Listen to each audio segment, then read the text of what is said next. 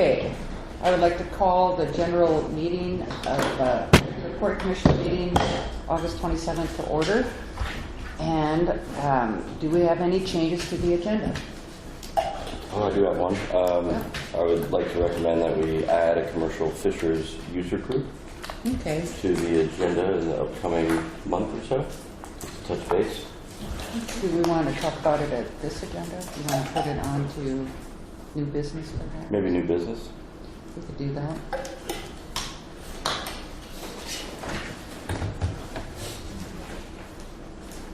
Okay, any other changes to the agenda?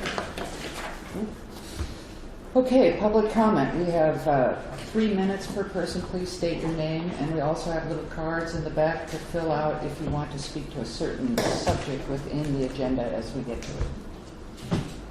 No public comment?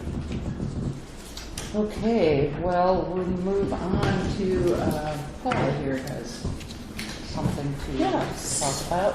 So today we have, in our special meeting at noon, we have appointed a new commissioner, Mr. Gil Sylvia, and I would like to swear him in. So if you please stand up and repeat after me. Okay. And lift your right hand and say, I, Gil Sylvia, I, Gil Sylvia, do solemnly swear do solemnly swear that I will honestly and faithfully discharge that I will honestly and faithfully discharge the duties of the office to which I have the duties of the office of which I have been elected, been elected. and that I will support the laws I will support the laws and Constitution of the State of Oregon and the Constitution of the State of Oregon and of the United States of America and of the United States of America to the best of my ability. to the best of my ability. Thank you. All right. Thank you. Welcome to the fray. Well, Glad I can remember all the words I And I It's like taking noticed, your waiting vows, right? You don't want to forget. and I noticed you didn't repeat with my accent. I thought I would. It'd be good for a little laugh. Not the first meeting. No. So moving on to the agenda, item number 4 is our consent calendar. Do we have anything to say about our consent calendar? Yes, Walter. I move that we approve the consent calendar. wait a second. Okay, motion approved and second. Any discussion? All those in favor? Aye. Opposed? 0. Okay, so old business. We have no items removed from the consent calendar, so we will look at accounts paid, which is on page 77. And does the commission have anything to ask about the accounts paid or anything they want to talk about? I have an actual conflict of interest. There's a check in here. It means I will not be voting this item. Yeah? Walter, is that check a refund to you? Yeah. Actually, in our SDO seminar that they had here, we specifically asked if it's just a refund check, if that would be a conflict of interest, and they said no. Unless the check was made to you for business that you provided for or something like that, just a reimbursement of any kind, it's not a conflict of interest. Okay. Well, I still like to do that. Okay. Also got it. Since there's 4 people here, there's not an issue. I just transparency. No problem. Here. Okay. So we've all had a chance to look at the accounts paid. Any questions, comments? I do not. Nothing? Jeff, I make a motion to approve the accounts paid. motion to approve? I'll second. Any discussion beyond that? If not, all those in favor say aye. Aye. Opposed? Nay. 1 not voting. Okay, so that takes us to new business. Page 127 is the resolution 2019-12, adopting a public records policy. Lola, maybe you'd like to just Right. explain that a bit more to us? Sure. So currently, I think we just, do we don't have a, We have a resolution, that's a public But- records policy, but the laws have changed since then. yeah. So, and not only that, but we're doing this a little bit different. It's not part of the resolution itself, it's its own document. So we updated some of the laws that, you know, it's not currently in the actual current policy, and I ran that by our attorney, and he looked at it, he said it was fine, and so we thought we would update this at this time. So this resolution 2019-12 is basically an update of an old resolution? Well, we basically replacing that, Oh, okay, because of the law change. yeah. Okay, so we are looking to adopt this. Do we need to have a motion? Do we have any discussion on this? Also, that's a question. I'm fine with no discussion. I mean, I read it over, I'm fine with it. Yeah, I've read it. I move that we adopt resolution number 2019-12, a resolution adopting a public records policy. Second. Second? No more discussion? Okay, all those in favor say aye. Aye. Aye. Opposed, nobody? Okay, so that brings us to staff reports. And, Madam President? oh, I'm sorry, Commercial Fishermen User Group. These changes are a surprise sometimes. So we did have a change to the agenda that we're adding the Commercial Fishermen User Group meeting, and I just would like to say that I'm the liaison to the Commercial Fishermen User Group, and the commission either asks them for a meeting or the group asks us for a meeting, and Jim has asked that we kind of get that meeting going at our end this time. And so I have talked with the chairperson of that committee, and it looks like after September 20th would be a good time to have a meeting. And I guess we would like just a consensus on that at this point, because we'd have to work out an agenda and time schedule. And Gil, for your information, the user group is members of all the factions of the fishermen, commercial fishermen, and like I say, they meet with, they want it or we want it. And I think there's enough to talk about. I'll be working with the chairperson on an agenda, but it's been a couple months since they've been given the new rates and fees. We want feedback on that.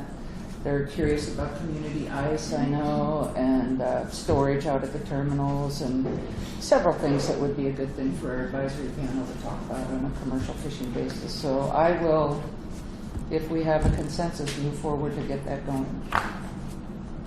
I'd just like to facilitate the communication, the conversation. For my own information, since I haven't had a chance to Yes. meet with them before, is this meeting the entire commission with the fishermen group, or is a representative of the commission with the fishermen? Right, I'm a liaison, so Uh-huh, it's the so liaison. the- But we will occasionally have one or two I other often do. commissioners. Okay. And we've had 3 in the past, and we just kind of spread out. But normally Jim comes. He's the second to the liaison. And it's been a while, so I think it's just good to check in, and they can meet you I know. and ask you all those hard-hitting questions. Sounds good. So Looking we'll- forward to it. Yeah, it we'll should be good. continue to try to facilitate that. So, okay, now we're on to staff reports. And our first staff report is from our Director of Finance and Business Operations, Mark Brown, which I think this is your first official staff report to us. And nice seeing you again. Nice to see you still here. Almost a month. Almost a month, wow. Yeah, August 5th was the first day. So it's closing in on a month. First of all, I want to acknowledge Mark and the finance crew for the job they did without anyone in this position. And Mark stepping forward uncomfortably to deliver these reports. It's appreciated. He's here to help me with the hard questions. because I still have so much to learn, and he knows all this background. Just fantastic. So we'll start with the general operating fund report, and I really don't know what level you want on this. So I'm going to give a level, and if it's too much, let me know. If it's not enough, let me know, and we'll dig into it deeper. We'll start out with the general operating fund. Our accounts, we'll start with our current assets, which are really our cash and cash equivalents. You'll notice it increased about $200,000 from last month. We had a profit last month. And just a reminder, this is only a point in time. So it's a snapshot as of July 31st. August 31st, it changes. September, every month it will change depending on what we do as a business. So it's a statement of our assets, liabilities, and equity of and ownership of the board. That's what a balance sheet is. So our accounts receivable, you notice, are down a little bit from fiscal year 18, or fiscal year 19, excuse me. We're still dealing with some of our busy season. Excuse me, Mark, could you remind us again which pages we're looking at? Which page we're looking at? I can do that. Because we have two groups of things. To page 11, 163. Okay, thank you very much. I thought it was Sorry. that one. No, it's fine. Now we're going backwards. Thank you. So we're on page 11, and it says Port of Newport General Operating Fund, balance sheet. General operating fund are those revenues from operations, primarily. So accounts receivable is down a bit from last year, but we're still in the height of our RV season. RV park accounts for a lot of our receivables. Next point of interest that goes on to our profit and loss, is to look at, well, we'll move on to the next page. I have to pull up my packet to tell you which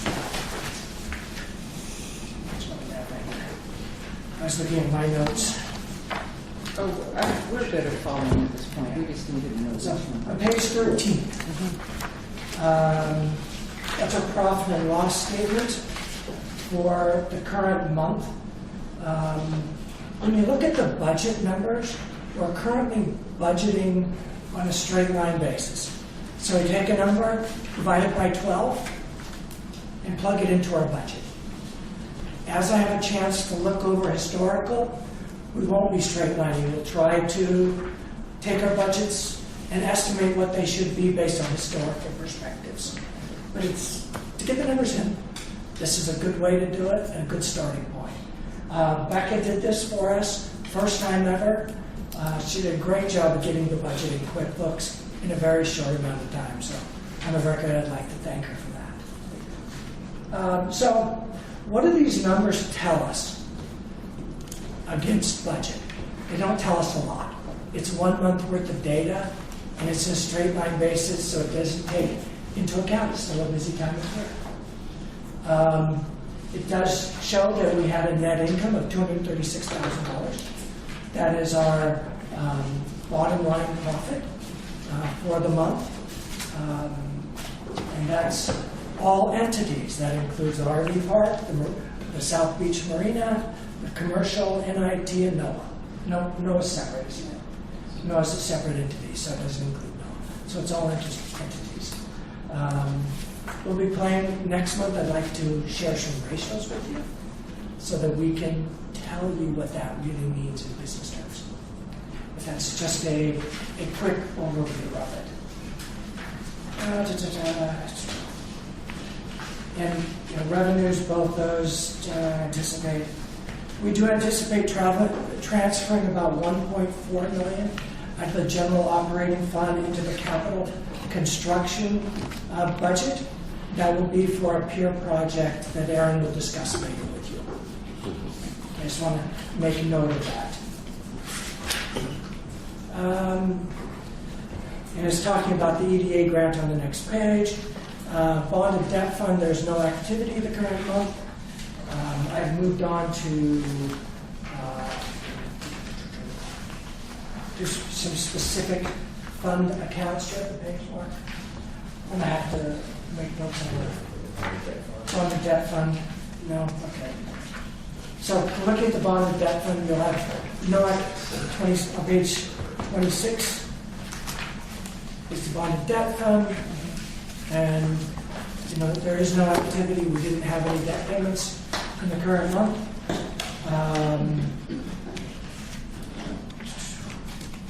And that's really all I'm going to report on the financials at this point. Are there questions? Was that enough? Do you need more? Since they were operating okay, we're making a profit right now. It seemed adequate to me because we have our reading material. Okay. Has had our questions ready also, and I have no questions. Anyone else? I thought it appropriate too, and yeah, we don't need everything. We have the reading material, like she said, and I like what you presented and what the activities are that are going on. I understood everything you said and read, and I appreciate it. That's good. Thank you. One thing to note is I am doing cost analysis right now to determine the areas that the port is profitable and not profitable. I'll be presenting that to Paula in the near future. So as I get areas done, it will be discussed to see what if anything, we need to do. Other activities are occurring right now. Our focus right now is preparing for the audit and providing the auditor with the materials that are priority 1 for them. End of the week, we should have that done, correct? Yes. We're pretty close. Most of the remaining materials they want when they come on site, so we won't prepare those in advance. Informational only. In your packet is a letter regarding accounts receivable and what we anticipate doing in the near future. We will, when we get to that item, want your feedback on that letter, because it's implementing the fiscal management policy adopted, which we haven't done. And in looking at accounts receivable, it's necessary. Administrative costs. I just finished up today, and I'm drafting my memo. An analysis of these are informational. There's nothing in the packet on these. We're working on an indirect or overhead rate for administrative costs. As you know, the lease income has gone back to the area that's generating that revenue.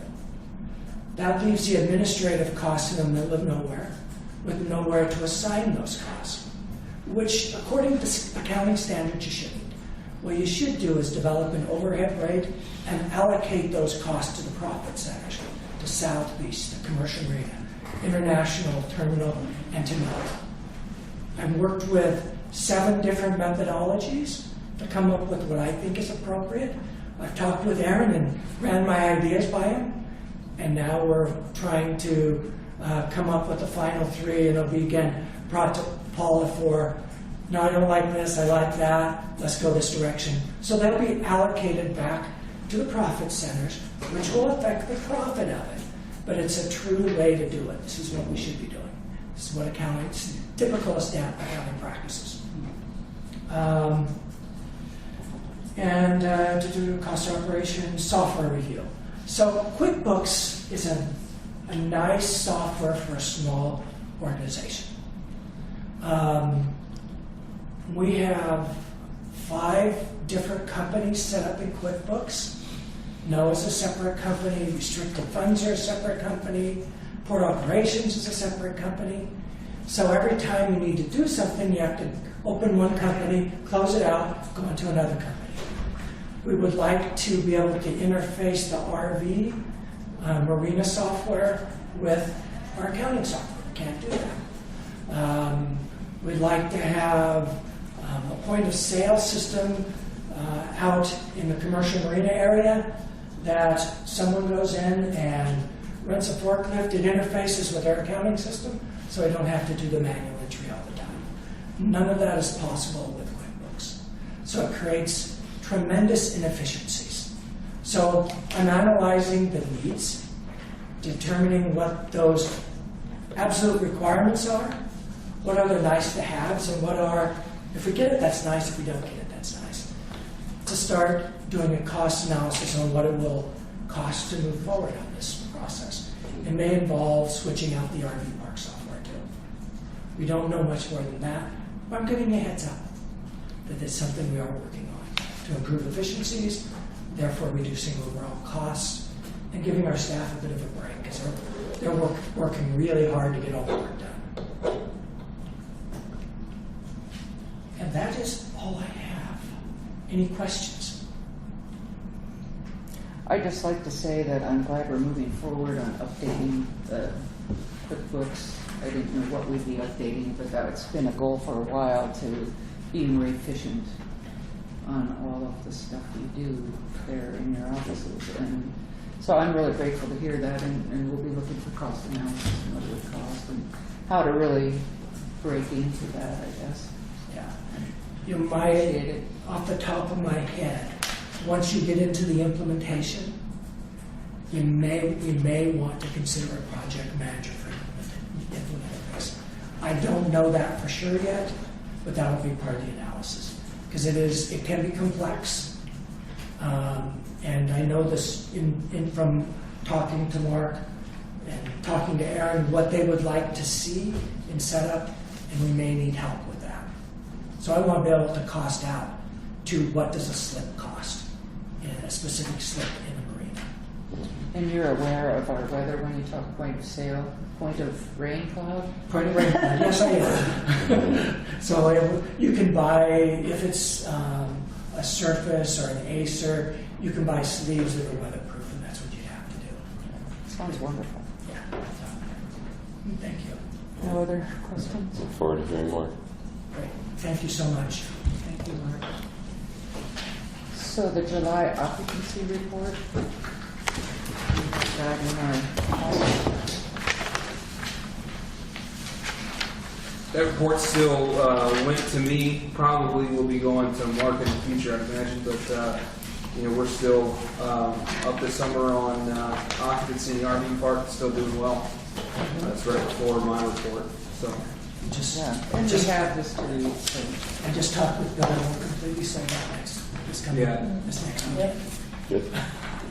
extremely busy weekend coming up here. Yeah. I couldn't imagine why. Yeah. He said he hasn't seen anything like this before. Wow. Well, good for us. So any questions? We have had the occupancy report in hand. Any questions or discussion on that? Okay, and so Director of Operations. All right, so I'll run through my report pretty quickly here.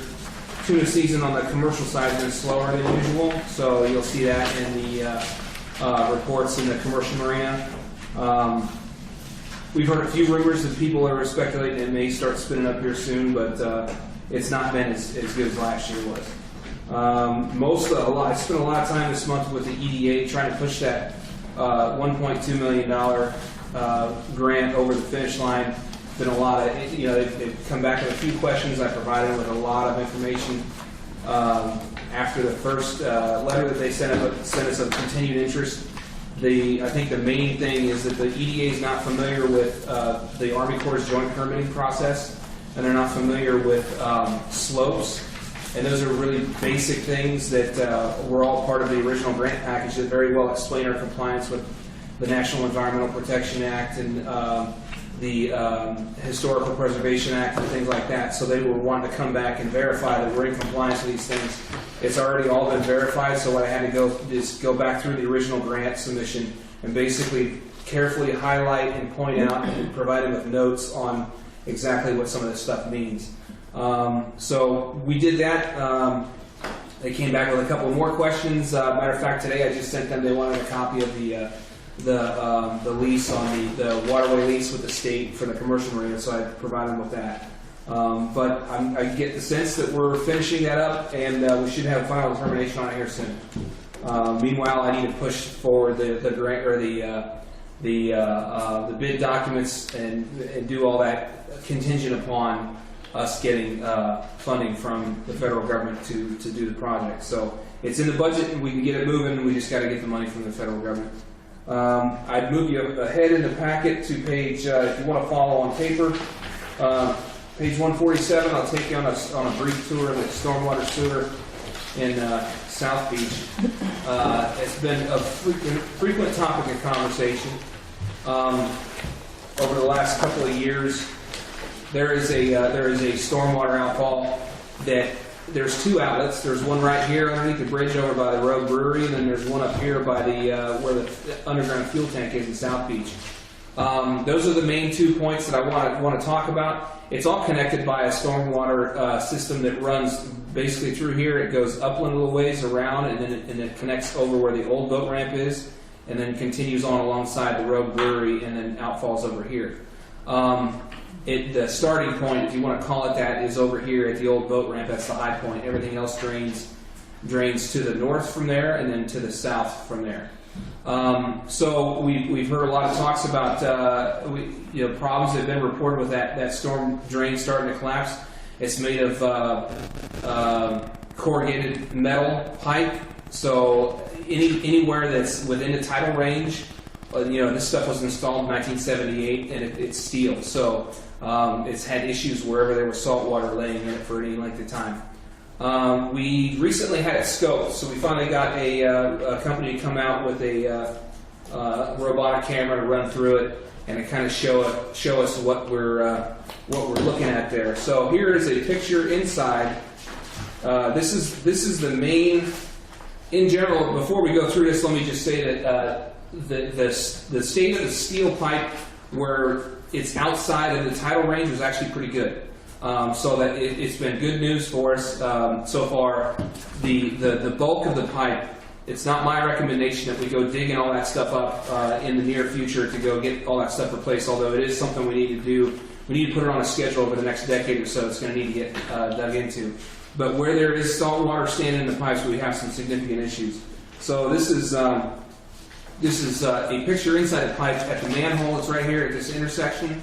Right as you come, these are the public bathrooms and the cleaning station at the west end of the parking lot in South Beach. So as you meet that intersection and turn right to go out to this little traffic circle, there's a manhole right there. And so this is what it looks like. As soon as we drop the camera down, and you can see there's a few rocks that are in there. There's also rocks upland of it, or further up the line in this area. Obviously it's been carried there by tide or wave action of some sort over time. The next picture I want to show you here is some cracking in the pipe. This is in the top of the pipe. Usually the worst is on the bottom, obviously, because that's where the salt water lays. But this is just a few feet down the line from that manhole. There's a couple cracks in the overhead in the pipe there. This is a distortion that you look on the right-hand side here.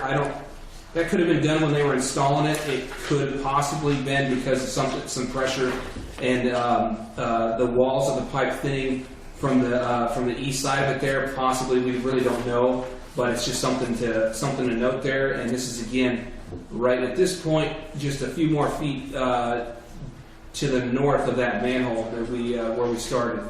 This is a circumferential crack around that would suggest there's been a shift at some point in time in the pipe. And again, this is right over by J-Dock, at the head of J-Dock over in South Beach right here, just a few more feet down the line.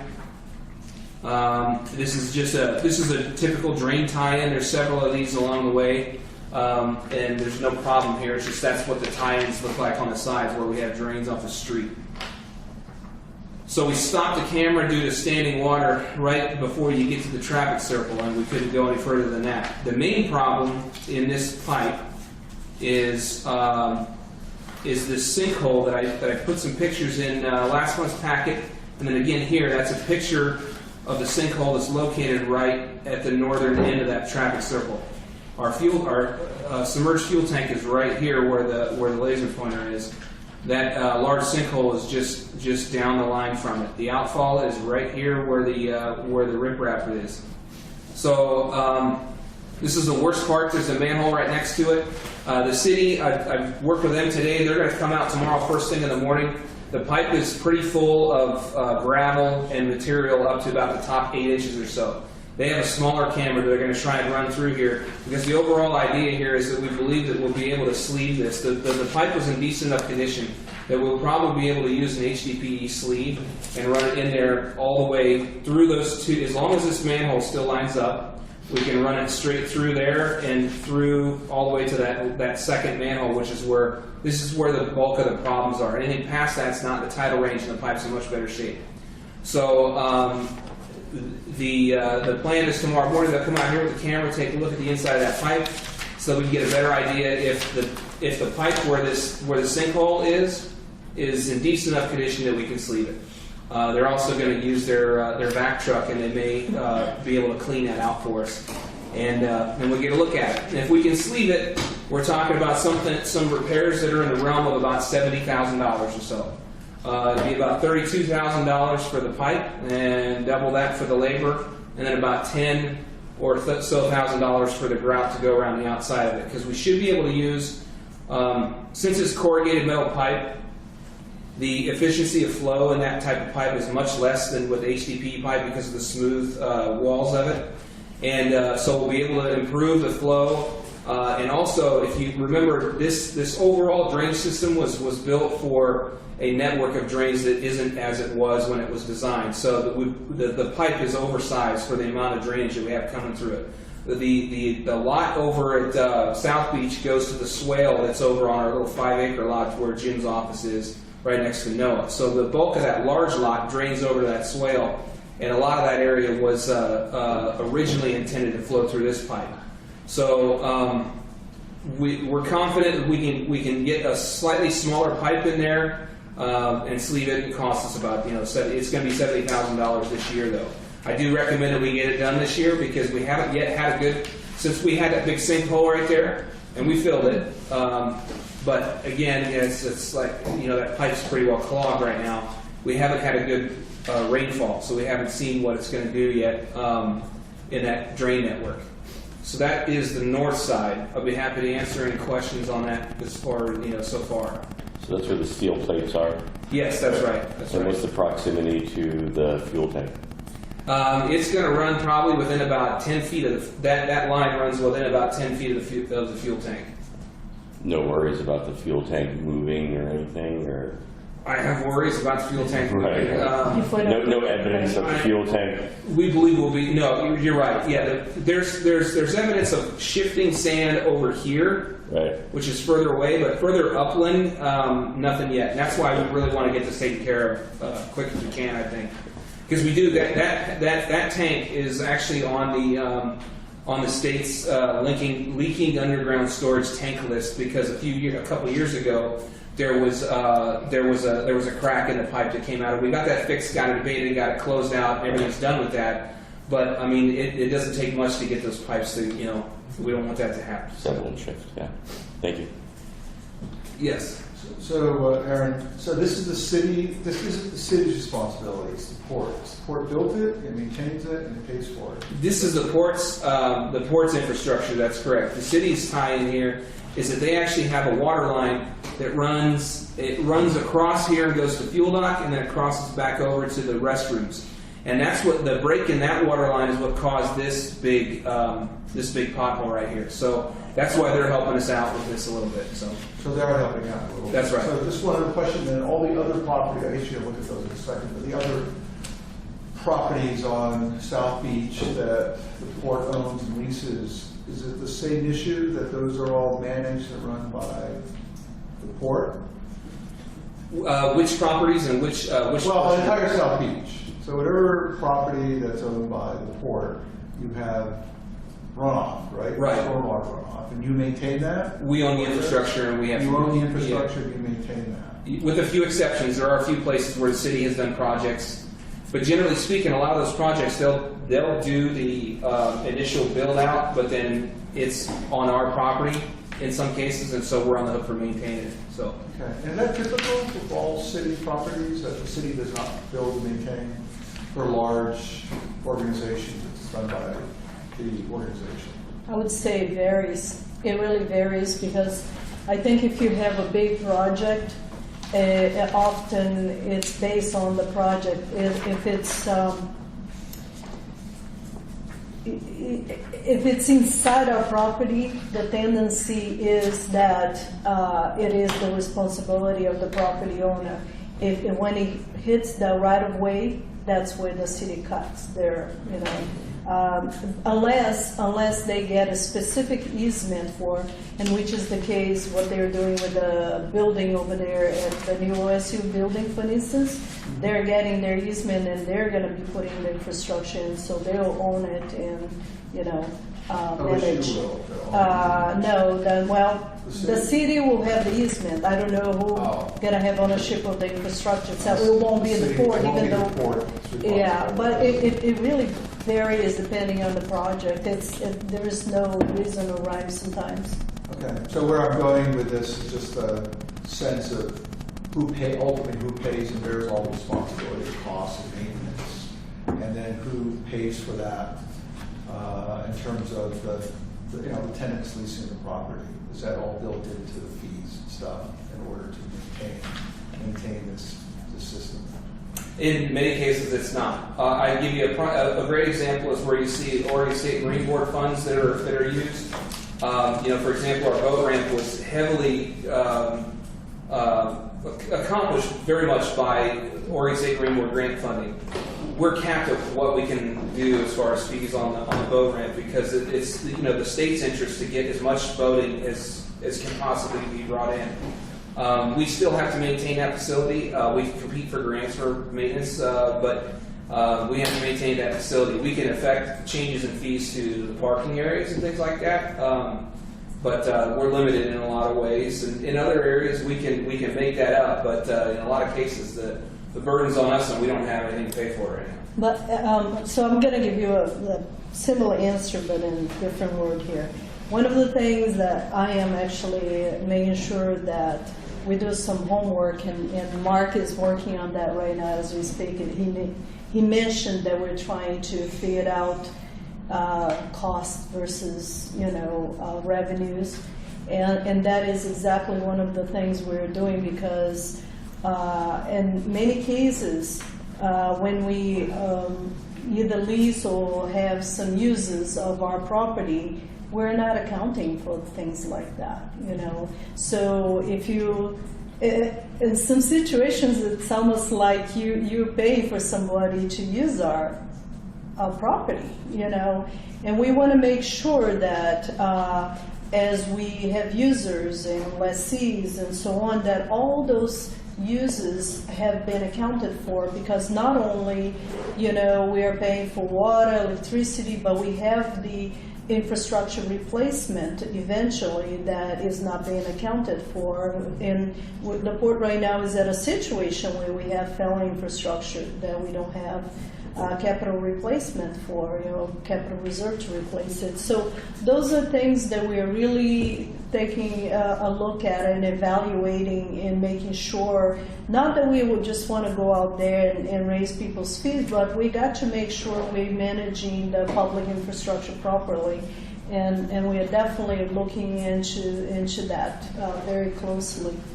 So, well, as you say, it's not about necessarily raising fees, but it's understanding what the true costs are. Exactly. And that gives you a platform for conversations down the road. Absolutely. Right? As you figure out how to meet the obligations in the port. And that's exactly what we want the public to understand as we're, because often you go there, it's time to increase your fees, and then why, and we got to make sure that we explain to people why we do things sometimes, and if you have the actual reason, and making sure that those things got to be taken into consideration. And to be quite honest, I think all the users want to have good infrastructure.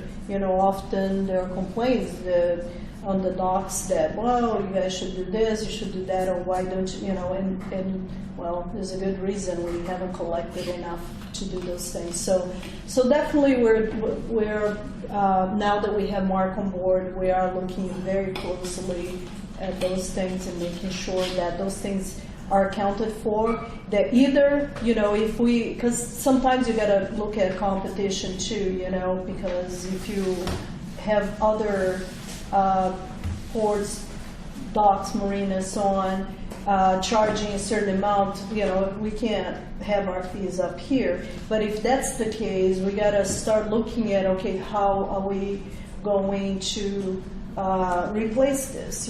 What kind of monies we gonna go after to do this so we can still serve the public? So by knowing exactly what those costs are, the true costs are, I think it will really help us in the long run. Very interesting. I have a question. Yeah. What is a swale? So, all right. So a bioswale, as I understand it, and I'm probably going to get this a little bit wrong, more or less, but it's a depression in the ground that has plants growing in it and a substrate that's designed to filtrate the water as it comes in there naturally, so that you don't have. So if you have bioswales, for example, generally you don't have to have other types of filtration systems. So you don't have to have like what is that stuff called? The filters, the inside the filters. Can't remember what it's called, but anyway. They have, special filters like what we have out at the terminal that we have to change out every 6 months. Right. You don't have to have all that stuff. If you can do it naturally, and that's actually what DEQ would rather see in most cases, is that type of filtration rather than a mechanical filter or something else. Anyway, that's my take on it. And That's that's my just for like understanding. water runoff, like Right. a water garden almost. Yeah. Groundwater goes back into the ground. It looks kind of like a big ditch, for lack of a better term, but that's what it's designed to do. They're becoming more and more common and required in some cases versus the typical drainage. Yeah. Vermiculite filters, that's what they're called. Yeah. I was trying to make a guess. Yeah, and so I've given you the good news on this. The bad news is that if we can't do anything with that pipe, where that hole is, and we can't sleeve it, it's going to cost us about $200,000 instead of about 75 to 80. So, and that's because the excavation in this area is going to be challenging because it is all tidally affected. So they're basically only going to be able to work during low tides. They're going to have to use well points to get the moisture out of the soil as they dig, and so it's going to be difficult. So I'm really hoping that we can, if the city won't use their back truck, we're probably going to get an independent contractor to come out and try and get that thing cleaned out first and foremost, and then we hopefully can sleeve it. So that's the north side. This goes to the south outfall, which is in much better shape. This pipe is upland of a manhole that's right here.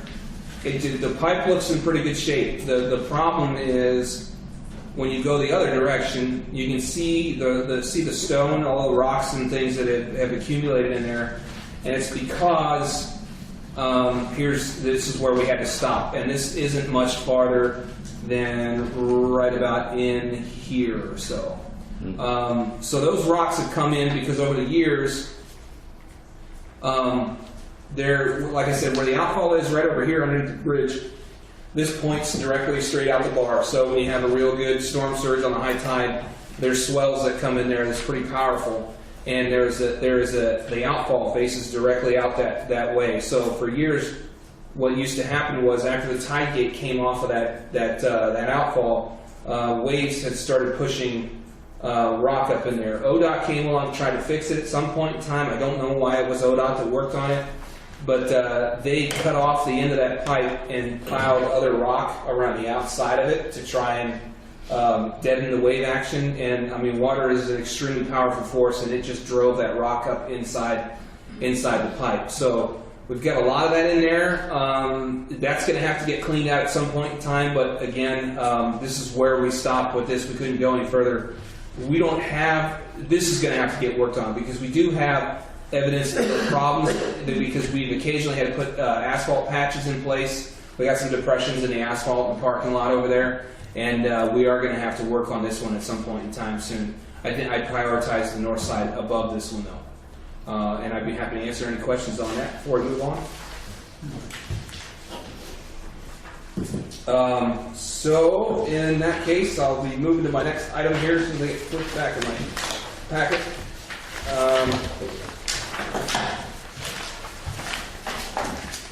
The Port Dock 5 project submitted plans to the city for the building permit, and those fees are refundable except for the fee for the actual review itself. I think the permit cost in the realm of about $11,000, if I recall correctly. Is that right, Mark? Does that sound about right? The overall, yeah. So that's refundable minus the actual fee for the review itself, which is several $1,000s. We're working on permitting for the piling repairs that I talked about last month at Port Dock 3, and we're trying to work out the scope of the work on those things so we get the bids in. The South Beach boat ramp repair, I finished up the permitting for that. It's a real minor repair. The city has it. I need their signature on the estuary use portion, the land use portion of it. They're also going to give us an estuary permit because we never got one when it was done originally. The parking enforcement has been ongoing. We are getting more complaints about, anytime enforcement goes up, the complaints will go up too about people that are getting tickets because they don't feel like they should, and we've definitely seen an uptick in that. So I haven't heard any complaints on the other side of things where people have been illegally parking, although a lot of those really busy weekends are probably just, going to taper off. Maintenance crew positions are still unfilled currently. We've got some candidates internally that are interested in the positions. I really would like to wait a little bit to see what comes out of this wage study that we're doing before we move people into those spots, because I don't want to start people out, or I don't want to look for employees at a level where we don't want to employ them. You get a different group, so I'd rather wait to see what that comes out at. In the meantime, we're making do. I haven't made much progress on the fish cleaners permit this month. In fact, I've made really none. This grant stuff has had me pretty well tied up, and a couple of other issues that we've been working on. So, but I'm continuing to work. We're going to get that done before the end of the year here. We're doing some property maintenance at the 9 acres and the terminal. More mowing than anything else. We're doing some mowing, and then if you go in the east entrance, the west side of the east entrance, so the right-hand side when you go in that east entrance, we got that area smoothed over and cleaned out. We're going to plant some grass over there. That way it's not pooling water. We don't want to create wetlands anywhere, so it's draining properly. Previously it wasn't draining properly. So we're doing that, and in the coming year, in the budget, I want to make some suggestions on what it's going to cost us to keep our 9 acres at least mowed a couple times a year, so that we can at least see where our wetlands are and know if they're changing at all whatsoever, and keep everything draining the way it needs to be on the property. So, other than that, you'll see drops in forklift time and hoist dock tie-up time. Our truck fees are coming in. They're still, like I said, it's been slow over there, but it's starting to generate some funds. And that's about all I have currently. If anybody has any questions, I'd be happy to answer them. Any questions? A good thorough report, thank you. So that takes us to General Manager's report. Yeah, so first of all, I would like to welcome Gil to the commission. Looking forward to working with you. And also happy to have Mark Brown on board.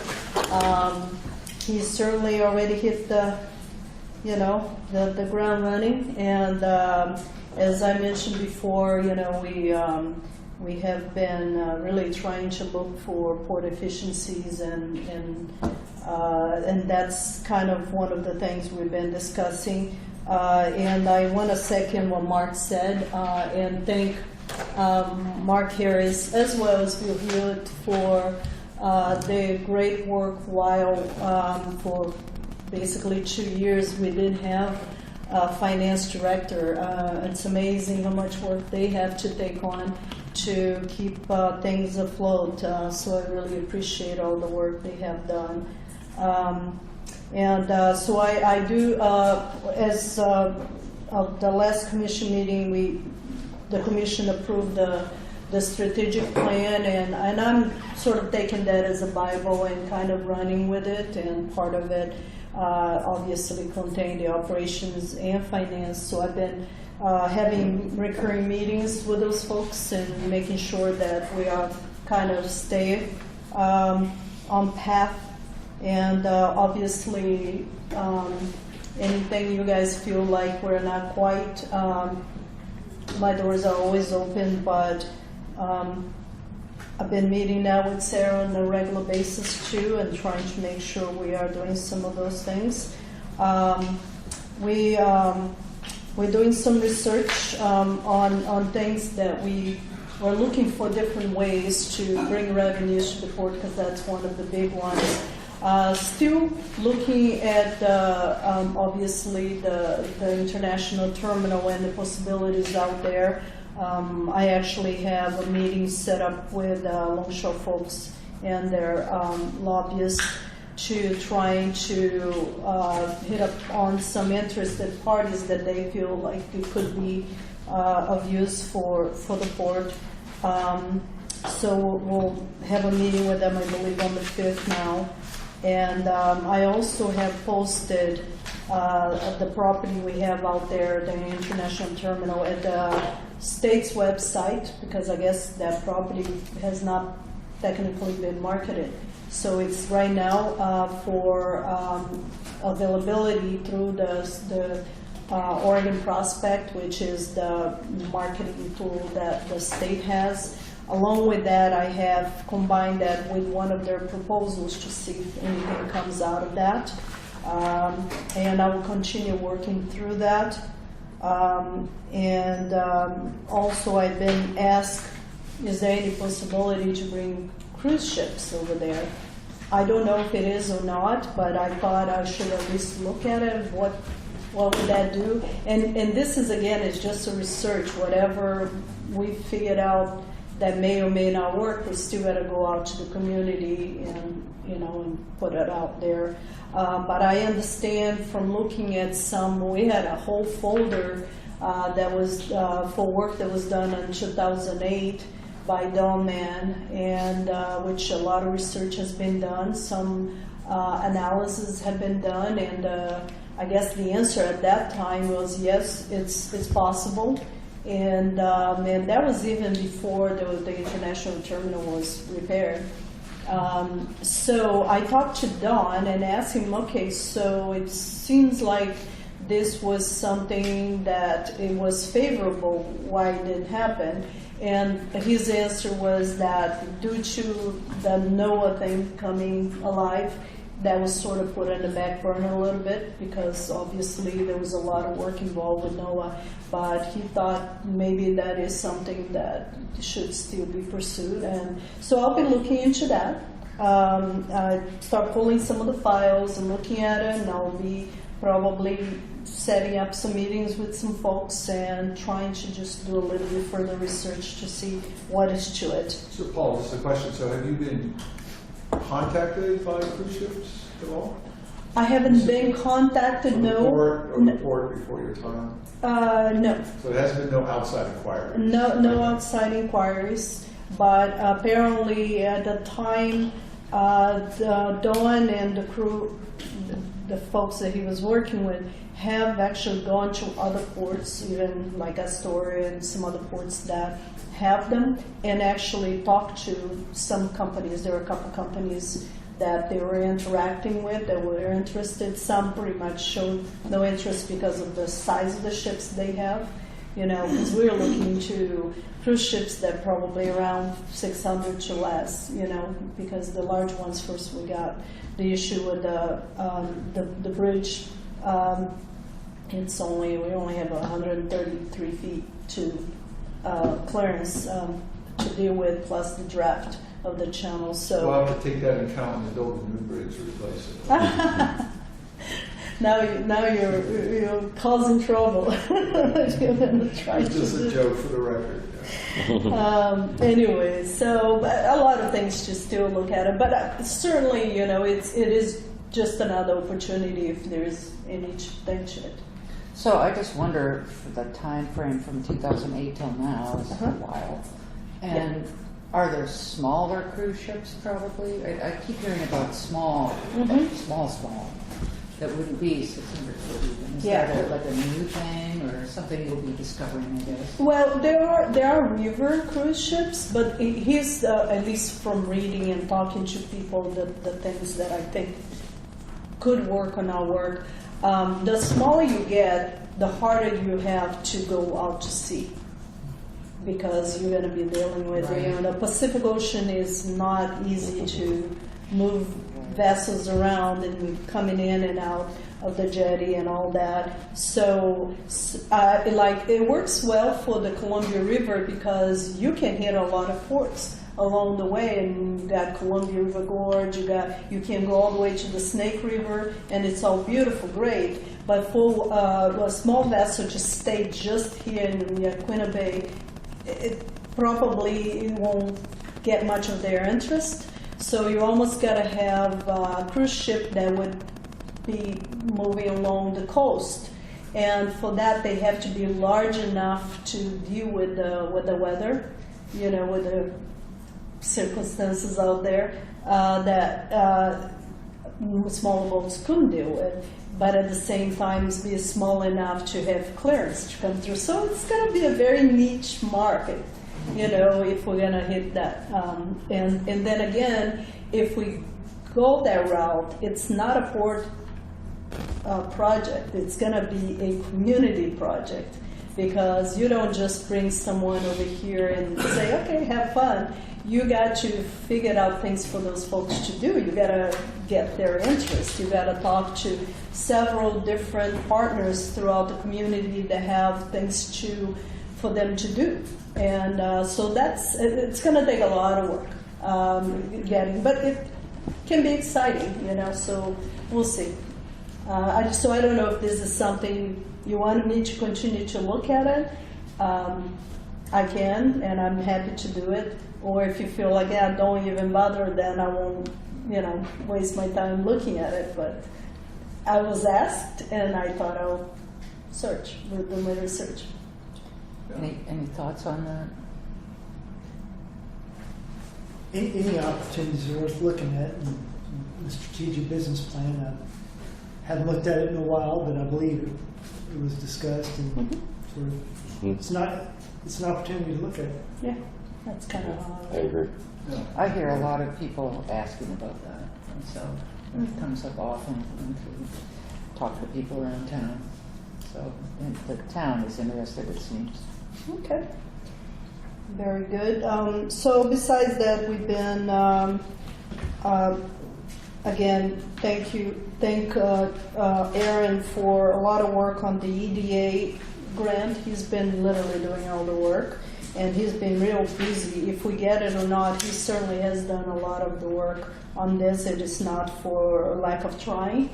And also we have been working with this group that has an EPA brownfield grant for the Yaquina Bay users, property owners, and we are doing some initial phase 1 for the property behind NOAA there, those buildings, as well as the road seawall, so we can start looking at the environmental side of it, and they're paying for well, it hasn't been fully approved yet, but I believe it will be paid for at least the environmental assessment of it, so that's a good thing. So this is a quick question. So you say the grant won't pay for the fixings. Is there, what magnitude of dollars are we talking about for the fixings? Well, it really depends what we find, because what happened is, in almost everything you're going to correct, you first got to do your assessment, right? And as we do the assessment, they can come with a clean bill, that there's nothing wrong on the environmental side. Or something could, now we need to actually do some cleanup And the cleanup part, then we have to figure out if there's maybe more money there that could be used for that. And then also with the seawall, it's beyond just environmental. We all know that there's some work that needs to be fixed there. And all they would do is, because in order for us to even look deeper into it, we got to make sure there's no environmental issues, you know. So that's all they're covering. Beyond that, we're still going to have to use some engineering work for additional assessment, and then the actual correction of the problem, which we pretty much know for with a road seawall that there are corrections that need to be applied. At that, I guess we'll put that money on the next fiscal year to look in a little bit deeper into it, and we want to know what that is. So that's basically what we won't have the money for it if there is anything. And besides that, I guess I have attended the SDO training along with several of our managers. I asked pretty much all of our managers to attend those just because I think it's important for them to understand the rules and regulations of a special district and what it's about, especially with a lot of, I wouldn't say a lot, but we did have some staff issues, some things that we need to address and know how to address it. And as people sometimes become managers, there are a few things that we gotta make sure they're trained for. So it was a good training, I think. I think it was very useful in different topics for different parts of the staff, you know.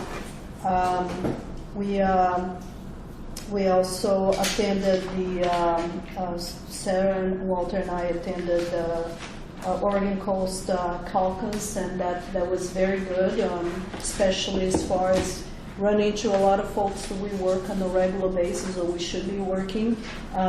We saw folks from Business Oregon there, as well as the Regional Solutions team, and we are looking into setting up a meeting with them and looking into some opportunities that is already in our strategic plan, because with some of the things that happened here in the past couple of years, we pretty much have been cut out from Business Oregon funds for a little bit, and we're trying to address that now and making sure now that we have a strategic plan that their pockets are still open for us and that we can address, you know, needs moving forward and opportunities as well. So, and they're pretty much open and looking forward to working with us, which is a good thing to hear.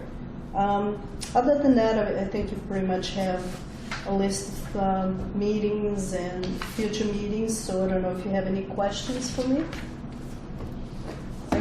You didn't really touch on the NOAA bond refunding. Oh, Which was in I did, Eastern County. yes. So the NOAA bond, we had an original schedule that I think it seems like they have been bumped up a little bit, but what I'm doing right now is I'm working with our municipal advisor from the special district, and well, I think he heard me loud and clear that we need monies for use it as reserve funds for, you know, whenever we apply for grants, we need matches, and or loans, we still need matches usually, and it's difficult for us to move forward without any reserves. You know, we don't have much in reserves for capital improvements. So he was trying to figure out how can he help us, you know, come up with some of those matches. So the more we look into it, we realize, well, you know what, we can actually refinance NOAA, the NOAA bond. This is an opportunity to look into it. And if, funny enough, at the same time, we started getting bombarded with different banks calling us, sending emails and say, hey, we can refi your bonds at this point. So we worked with him, and we also worked with the bond council And I would like to go ahead and enter into a letter, an engagement letter with the bond council. At this point in time, there is no payments or fees to them until that bond is actually accepted and, you know, we're moving forward.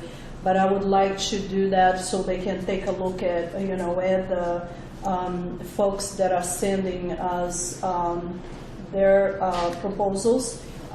So right now, David Albrecht from SDO is putting together a request for financial services, and we're going to be sending to all the folks that have provide us some sort of proposal, and to any other interested party to see how we should move forward. My understanding is because of the interest rates right now, we could literally be saving us a couple $1 million over the term of the bond, which is over a couple $100,000 a year. That certainly helps. It's not, you know, huge, but it's big enough for us to start putting that money aside for other projects. And also along the way, there is also another GEO bond, and that bond was done for other projects, and it is a bond paid by the public, you know, that we want to look into refine as well, because that could save the payees a fair amount of money as well. So we're trying to look at both sides, you know, bringing some additional revenues for the port as well as saving the public some money. So we'll see what comes out of that. Should be sending the request for financial services out here probably in less than a month. And I think we probably won't have a selection for another couple months, and maybe start with the project by December, January, or something like that. Do you have any questions about that? Okay. I did have one question. I would suggest that you get with Commissioner Sylvia and go over the commission orientation with him. I already sent him Okay. an email today Yeah. with Okay. a whole bunch of information, and if you want to sit down and go over some of those things, we have to. Yeah, thank you. Yeah. One little question, is there any update on Port Dock 1 project with Steve Webster? And is that timeline starting in the in-water period? Yeah, so we just met actually with him this week, and there is one sliver of our property there that he is looking into working with us so he can square off the location that he needs. And he just provided me with a copy of the legal description for that. So we're trying to do an evaluation to see, first of all, if there's any value to the port at all of what he wants to remove, and work with DSL on making that change as well. So I would say we're probably going to get that done here pretty soon, so either one way or another. But whatever, if there is of any value that, you know, we need to charge him or something, we're probably going to come to commission for that. So I asked him if he was okay that we brought that up for the next commission. He was okay with it. So most likely we'll be seeing something for the next commission. That's Okay. how I see it. Anything else? Yeah, that was a good report and good activity. So we're clicking right along here, and we're down to commissioner reports Oh. and... I'm so sorry. Yes, that's all right. One more I'm item. usually the one that Yeah. is saying sorry, so... One more item. So you will also see here on my report that I have a letter from Summit Public Relations to myself from Angela. And that is talking about a possibility of putting together a newsletter. If you recall, when we approved her scope of work, that did contain a possibility of doing some actual written newsletter. The more we talk about it, the more we feel like there are times where there are folks that don't really know what the port does. There are people that are very involved with the port in one area or another, and those folks come to our website, to our Facebook and things like that. But the people that don't know, they just don't know. They have no way of really even reaching out, and because they have no idea. Prime example is I went to a chiropractor and started talking to him. He lives here for 8 years, and he asked me what I did, and I told him, and he started basically saying he knew nothing about the port. And I like him, I believe there are lots of people out there that don't have that connection. So as Angela and I talked, we thought that it wouldn't be a bad idea to maybe do at least once or twice an actual newsletter with little facts about the port, and maybe put a story there, and perhaps if we get the EDA grant, there's a good opportunity to talk about the Dock 5 project, things like that. And we don't know yet what it would be, but just start thinking about it, and there's a bit more cost, but it is within the approved scope of work. But as I mentioned to you during that approval, that I would come to you should we decide to go through the newsletter. I'm letting you know that we're thinking about it and just see what your thoughts are, because I really think this is an opportunity to let people know what we do, the types of services we provide to the community, and then again, make sure people know how to find us through the website as well as Facebook, and know that there's a fair amount of stories out there nowadays. So anyway, so I don't know what your thoughts are on that. So just a question as a new guy, so do you have a public relations plan now? And is the newsletter just one more, tool as part of that? We enter into an agreement with Angela Nebo from Summit Public Relations, which provides for a PR outlook in the 1 year period from when we enter into the agreement with her. And that highlights, some of the things that she will be doing on a regular basis, and the possibilities, and all of that was within the cost that was approved by the commission. And the newsletter was that we can either do that, and and there is a bit more cost than the regular stuff, because you got to write the story, you got to publish it, you got to print it. There's a bit of cost in the printing, and you got to put it out there probably through newspapers and things like that. So, but again, is it within the budget? It's just a matter of it. Is it worth it doing, or As I recall, we had a pretty robust discussion about that when we went into the contract with Summit Public Relations, and it's just some people still relate better to having it in their hand. And so, What? pardon? What'd you say? Having it in their hand, something to read instead of something to look at on the screen. And I think that our town reflects that there's a lot of, I want to have it in my hand, and we had talked about that. And we have such a compelling story for the city and stuff that it's great to touch bases with people in our own hometown and our constituents, but this also broadens out on our Facebook and all of the digital stuff that a lot more people get to see it. And so we're trying to get our word out there as best we can. So this was a first step. Okay. Give it a whirl for a year, see what we get. I agree with you. And I talked a little bit with Jeff about that, and I believe, I don't know if you want to talk about your feelings about the newsletter, Jeff? Sure. I think it would be great for the community to have a connection to the port and know what goes on. And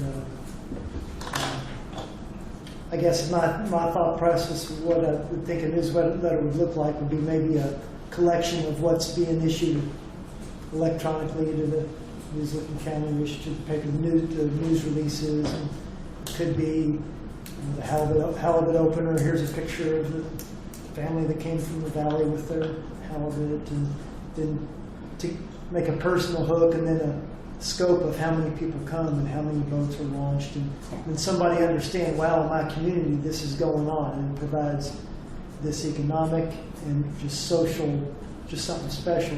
And you could, for each sort of unit of the port, you could tell that story, both in scope and in a picture and in a human sort of hook into what that is. A scientist at OSU, somebody in North Commercial, somebody at Rose, whatever. And so I could see that. I haven't seen, we're still in the beginnings, and we haven't seen the stories yet to do all that. So I wondered what would feed into the newsletter. Would it all be all new written stuff? Or so I guess those are kind of my thoughts. Yeah, I mean, that would be the concept, to have news stories, but then with some fact finding as well for people that don't know the port. And I think ultimately the concept would be to make those newsletter electronic versus, make them digital versus written newsletter. Say paper would be good for the environment, but in the beginning, I think it's just the way to get people to get their hands on it so they know it exists, and let them know that, ways to sign up for, or they can go to our website, let them know where to go.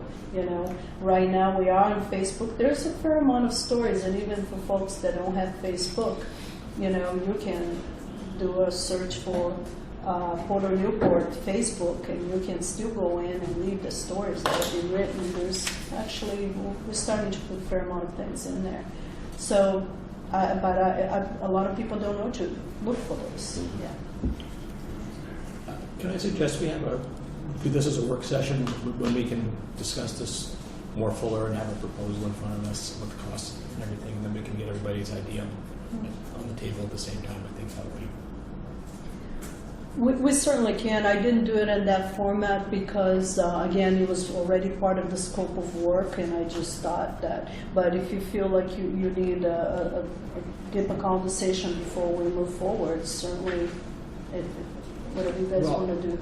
I mean, if we're going to talk format with Jeff and everybody, it'd be great, for the public to see what we're talking about, and then have a work session, and we can get the actual cost. We might increase and go over the budget. I would just think that would be the best way to do this, personally. If it's going to go over the budget. It's But not if going over the If it's budget. within the same scope. Yeah, then that was all maybe part of it's- the scope right. of the project. So just, again, as a new guy with a question, historical question. So did the port, is the port ever, as a service district, did it ever reach out to the people whom you tax, the property owners paying for that? Do you try to reach out to them about the work that's being done and how their dollars are being used? That's exactly what that would be useful. So that's one of the targets. So that hasn't been done in the past. In the past, there think was so. monthly newsletters that would go out in hard copy. And were they directly targeted to the Pretty homeowners? much, the list, the list of Is that how port you holes. list? Mm-hmm. From the It was homeowners called being Port and property. Starboard, I think it Huh? ended up. It was called Port and Starboard, Port and Starboard. and it was just a black and white pictures of different areas of the port and what's going on the north side, what's going on the quick, short little synopsis that were, I believe, monthly, weren't they, Walter? It was done by staff. Right, right. So just one more question then on PR is, so you have a baseline of how people feel about you, their perceptions and knowledge, and then in terms of running a PR campaign over time, you then reevaluate that to see whether, did we have any effects on Right. people's knowledge and understanding? Yeah, that's what this is all about. So it does call for that. Well, I think that's the concept of this, would be a little bit beyond the typical Facebook website where you're literally inviting the community to participate, and perhaps even we can even start putting some comment areas within our Facebook where we invite people to comment to tell us what they want to see we're doing, things like that. And I guess, again, as we get to it, all comments are welcoming from commissioners as to what you would like to see on that. At this point in time, we really just feel like that there are some stories that we would like to share with the community, but also some facts, because a lot of people don't know where their dollars are going, and I think if we let people know that we're more than just the international terminal, we're more than just the NOAA, we're more than just the RV park, the marina, there's a whole combination of things we do, and just I think the newsletter would be a good way to reach out to people, let them know what's we've been doing. Yeah, and it was an approved part of a funded project. So, any other questions? Or? So should I consider to bring this back for a, My thoughts are just that it would, the work is already done if we're seeing a mock-up of it. And so I guess when we hire somebody to do that work for us, we trust them to do that work for us. And I don't know if we have suggestions for the format. We talk to you, or do we want some formal workshop? I just suggested a work session, that way we can all do it at the same time, and we can see what everybody's thinking. That's my thought. I guess run it by Angela. Do we have a consensus? or more Review the contract. discussion? I think that's within the scope of the contract. I'm fine with the workshop if we want to get some more input if we need to. It's just, to me, it's just easier if we're all doing it in the same room at the same time instead of just having a free-form discussion at the meeting. Maybe we could double up that workshop with a couple other items that we need to get the commission together for, just to discuss a bit. maybe we work on, coming up with a couple items and do a work session. Yeah, I think we could put That's more fine. than one. I mean, we don't have to do this tomorrow. No. Right. Can certainly wait. I just eventually would like to get something up there. Okay. All right, we'll work on a work session. Thank you. Sorry for taking so long. No problem. I'll take some. So that was, you're done? I'm done. All right, that was very good, thank you. And so now we're down to commissioner reports or comments. I would like to report that I went to the Coastal Caucus Conference with Paula and Walter, and I learned a lot, and I felt as though we were getting a really friendly, open-faced handshake, good vibes from our Coastal Caucus. That's my report. Good to hear. I do not have a report for this month. Okay, Walter? Basically, I attended the economic summit with Paula and Sarah. Was able to talk with all of our representatives, and everything was very well met. I attended Kurt Schrader's roundtable on wind energy. I think that's something that we're going to need to look at pretty soon. The FINE committee, which I'm a member, is probably going to have a meeting on that the middle of September, and we'll be discussing that. It will be an agenda item at an upcoming OPAC meeting in October, so I think that that's something I'll keep people posted on. If it's something we need to get an end, I'll make a request to read our policy to have that put on. But there's some interesting things going on out there. There's a BOEM process for leasing the Outer Continental Shelf, and the state of Oregon, as part of our users, would only have 2 opportunities to address a project out there. That would be at the beginning and at the very end of the project. And so the concerns is that if we don't make some comments now, that we would basically have to wait until stage 4 of any process, and we would be lumped in with the ecological impact. And I think that impacts to anything that happens out there in the ocean is a little more important than being put to stage 4 of a large federal process. Other than that, that's what I have to report. All right, thank you, Walter. Jeff? Nothing. Gil, how could you have I any? had an interesting day today. So somehow I've ended up at this table. So Yeah, it's been a great day. well, that sounds Good. like a good report. Yeah. Okay, so we're towards the end of our agenda here. We have calendar and future considerations. There's quite a list. Port office is closed September 2nd for Labor Day. Ardor Adventures Twisted Pine Run on September 14th. The Solve South Beach Cleanup is September 18th. The world's largest pet walk is September 28th, which I'm not sure what that entails. It sounds big. It's what it says. There's just one big pet that's getting walked. Clifford the big red dog. Largest pet. T-Rex. We can watch the largest pet walk. And Oregon Public Port Association Annual Conference, which is the PPA group. Oh, OPPA? Mhm. That's in October 3rd and 4th, and I think maybe some of the commissioners. I know are attending. Walter is interested, so I don't know if anyone else would be interested in going to that. It's going to be at hosted by the Port of Moore, so Boardman. So Is that on the Columbia River? that is on the Columbia River. So yeah, it's all the way close past the Dalles. Yeah, it's a Yeah, ways up there. way up there. And we have the PCC Semi-Annual Fall Conference, and I have no idea what PCC is. The Harbor Master Club. Okay. Yeah, Pacific Coast Congress, Harbor Masters. And will Kent be going again? Both he and I will be going Okay. there. And Puna Bay Yacht Club Columbus Day Regatta. I have had the pleasure of racing in that regatta, and it's worth watching to see who wins. And OEDA, again, I'm not sure what that is. The Oregon Economic Development Association. Okay, now I know. And I'll be going to that, so I don't know if anybody else is interested, but this year is going to be in Salem. Okay. And then our next regular commission meeting is October. It's a 3-day meeting. That's what I want to say.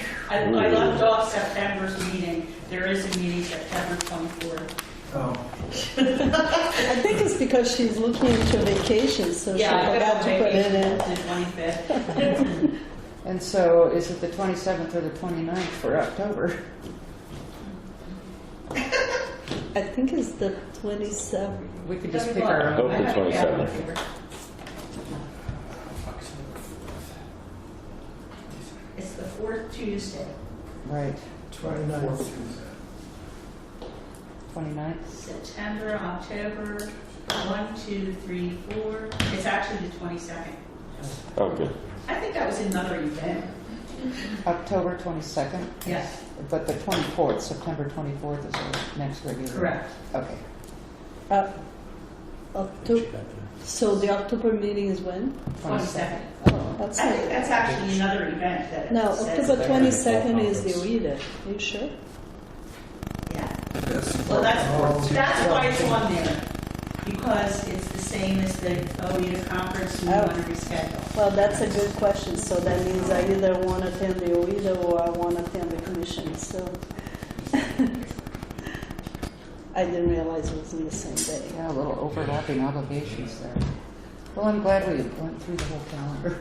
So that's something to think about, whether you want to reschedule or Do we want to reschedule so Paula can attend the OEDA, which usually sounds important to do? Well, the Oregon Economic Development Association is a bunch of people talking about economic, opportunities. And that's in Salem, you said? Yeah, you do have a lot of our economic partners attending that, including Business Oregon, a lot of folks from the Regional Solutions, and Just make our meeting the Upwards. 29th. Yeah, because it's a little unusual to have it that early anyway. It's just that the first Tuesday Might not be lands on available the on first. 29th, but it's So okay. Yeah. I think that we'd be, do we have a consensus to change it to the 29th? Well, I'm not available on the 29th. I don't have to leave. I could probably attend by phone. October 24th? Thursday? Or, yeah, Wednesday, Thursday, that would be better for me. Don't we usually try to keep them on Tuesdays? So can I just, a little clarification, so is the OEDA conference on the 22nd, or is it on the 27th or 29th? 20. I think it's the opposite. I think the OIDA is on the 27th. I think Oh. So I think that. Okay, so we're fine. That- Okay, so we're good. We're good to go. So we just need to switch Switch those. because it is a couple days. Okay, that makes more sense. I That's good. would have it on my calendar. Takes all the heat off. Okay. That's all.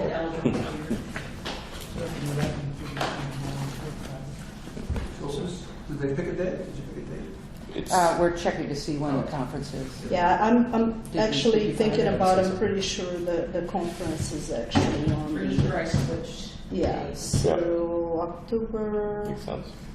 20, 7th to 29th. yeah, because the 27, yeah, Okay, it's so we're good. 27, 29 is the OIDA, so the actual commission is on the 22nd, we're good to go there. Good to go. All right. For a couple months, we're good to go. But we do have the September commission, which is not in here. September 24th. Yes. Okay.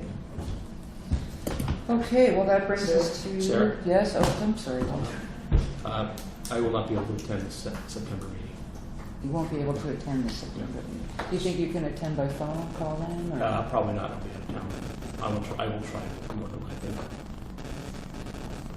Should we consider switching to Yeah, the do we wanna- 25th? I don't want to impose on everybody. I think that we should keep our meeting schedules as static or as constant as possible. So. It's well within I the haven't purview of missed the many. bylaws. No, you haven't. Yeah. So, all right. Sarah. In my report, I referenced a letter. It's on page 139 of your packet. We'd like to send that out with our invoices this month, so everyone sees a copy of that. So if you have any comments or information, you can feed that to Paula, and we can modify that letter as or any suggestions. And what was the number on the page again? 139. 139, so we can review that and get back to Paula. Just because it's going out to the groups, you know. Yeah, Yeah, we want you to know about it. And No, it's- a good, Yeah. good reminder. Sir? Yes, Walter. I'm fine with the letter. I don't need to make any additions. I'm fine with it going Okay. out. Yeah, same here. Same here. Yeah. Okay, Well, thank you. just as good clarification to everybody. Okay. So we're to public comments. Anyone with a public comment? There you have 3 minutes and state your name and Barb Besley, Newport. Wade and I have been coming all summer long, every day, but we can't watch Casey McEnany do that amazing mural. We're very, very impressed. oh yeah. He's done it now. He finished it up. I was at Farmers Market Saturday, and So was Sarah I. and I, and we were talking to him. I think you're just now talking about public perception. It would be a great thing perhaps to have a grand opening and unveiling.